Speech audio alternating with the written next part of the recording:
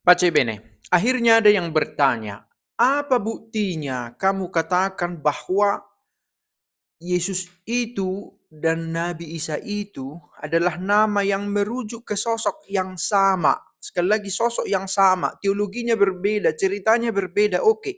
Tetapi yang dimaksud adalah sosok yang sama. Apa buktinya? Saya mau mengambil teks dari seorang kudus yang hari ini diperingati, Yohanes Damaskus. Mengapa harus orang ini? Dialah bapak gereja, doktor gereja yang paling notorius boleh dikatakan, yang paling terkenal, yang catatannya sahih secara sistematik menulis tentang siapa itu Ismailites. Apa pandangan dia? Jadi salah satu kutipan bab dari tulisannya yang berjudul On Heresis, De Heresibus, diterjemahkan kemudian. Sebenarnya dia menulis ini dalam bahasa Yunani. Lah, kok diambil bahasa Yunani? Karena dia menulis dalam bahasa itu, tetapi di lingkungan sekitar dia berbahasa Arab, sebagaimana orang-orang Damaskus pada waktu itu, terutama pada masa pemerintahan kekhalifahan Umayyah. Oke, dia menulis begini, Mamet Eponomatsomenos, dinamai Muhammad, Mamet, host te palaya kai nea diatheke perituhon. Dia punya pengetahuan dalam perjanjian lama dan perjanjian baru, katanya. Mau mengatakan bahwa dia di sini sudah disinggung soal perjanjian lama, perjanjian baru. Memang siapa rupanya yang berhubungan dengan salib di perjanjian baru? Kalau bukan Yesus. Kan sudah mulai menjurus dia. Dan dikatakan lagi bahwa dia ada hubungan dengan Ariano Monaco, seorang biarawan dari aliran Arian. Siapa rupanya aliran Arian ini? Arianisme ini. Inilah kelompok yang meragukan kealahan Yesus. Ini kelompok yang meragukan kealahan Yesus yang sudah muncul jauh sebelum era Mamet ini hidup. Dan karena kontrol dengan Arianisme lah, akhirnya dalam konsili dibuat penjelasan bahwa Yesus adalah putra Allah dan bersama dengan Bapa hadir Roh Kudus. Allah Tritunggal. Tetapi ditolak oleh Arian ini yang menjadi teman bercakap-cakap dari Mamet ini. Maka masuk akal bahwa teologi yang kemudian dimunculkan dalam tulisannya yang kemudian dikenal sebagai kitab memuat sedikit kedekatan dengan Arianisme yang meragukan kealahan dari Yesus. Lalu tentang Tuhan dia katakan begini. Legei henat theon einai poieten ton holon. Dia berkata bahwa bahwa Tuhan adalah penyair dari segalanya, ton holon. Mete genetenta, mete gegenokota. Tidak melahirkan, tidak dilahirkan. Legeiton, Kriston disinggung. Ia berkata bahwa Kristus logon hena itu teu. Dia berkata bahwa Tuhan Kristus adalah firman Tuhan. Ton Kriston logon hena itu teu. Lihat, dia menyinggung Kristus di sini. Siapa? Siapa yang berkata ini? Mamet tadi dalam tulisan Yohanes Damaskus. Kemarin ada juga seorang Katolik berkata begini.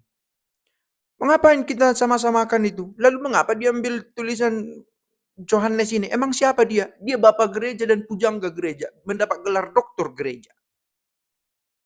Apa mau dikatakan? Tidak banyak orang kudus yang sama-sama dipercayai di dalam gereja Katolik, juga di gereja Ortodoks. Salah satunya adalah Yohanes Damaskus.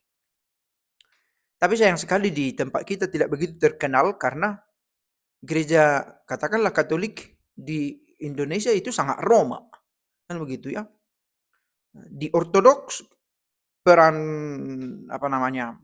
Johannes Damaskus itu dipandang lebih besar. Nah, berbicara tentang menyebut itu sebagai heresi, sebagai aliran baru pada era itu, di antara pengikut-pengikut Kristus ini, gereja-gereja kelompok ini masih saling mengklaim belum sungguh mantap, oh ini bagian dari kita, oh ini tidak bagian dari kita. Seperti misalnya Johannes Damaskus memasukkan Ismailits ini ke dalam kelompok heresi. Tetapi dalam buku kemudian tidak yang ditulis oleh tokoh lain tidak dimasukkan dalam heresiologi, ilmu-ilmu tentang heresi, aliran ini. Nah, mengapa? Karena akhirnya dipertanyakan apa arti heresi. Heresi adalah menolak sebagian ajaran tapi masih dalam kesatuan dengan gereja. Nah, ini ada ajarannya, tetapi yang membuat ini tidak dalam kesatuan dengan gereja. Maka menyimpang ajaran itu menurut gereja, tetapi bukan heresi, karena dia bukan bagian dari gereja itu. Mulai terang.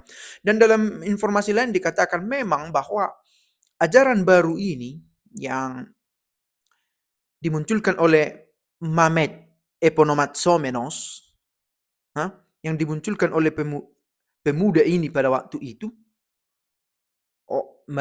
pria ini pada waktu itu, memang sesuatu yang baru dan dikatakan di sini dia membawa kitab yang akhirnya diakui sebagai satu kitab yang melegenda. Lalu ditulis lagi di sana,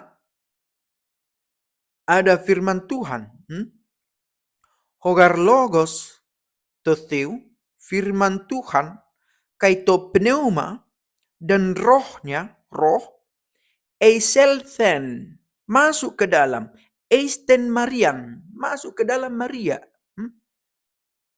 kai egenese, dan ia melahirkan ton Yesun, profeten onta, melahirkan Yesus, profeten onta, nabi. Dan ini lagi disinggung oleh Johannes Damaskus, kai doulon totheu, ini yang menyimpang lagi dengan menyebutnya sebagai doulon totheu, hamba Allah. Nah, inilah kutipan yang diambil oleh Johannes Damaskus dari kitab yang telah ditulis oleh Mamet Eponomatsomenos ini, yang disebut sebagai Mamet ini. Dan orang-orang Yahudi ingin menyalibnya, menahannya. Tetapi mereka menyalib bayangannya.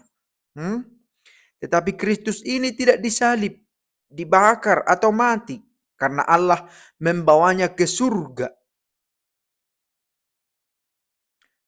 Hogartheos elaben auton. Tuhan membawa dia, auton, pros auton, bersama dia, membawanya. Eiston uranon diatophilein auton. Eiston uranon, ke surga, dibawa ke surga.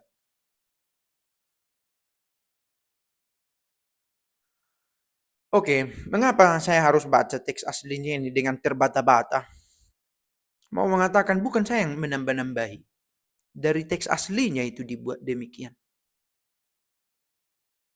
Dan ini adalah fragmen yang merupakan bagian dari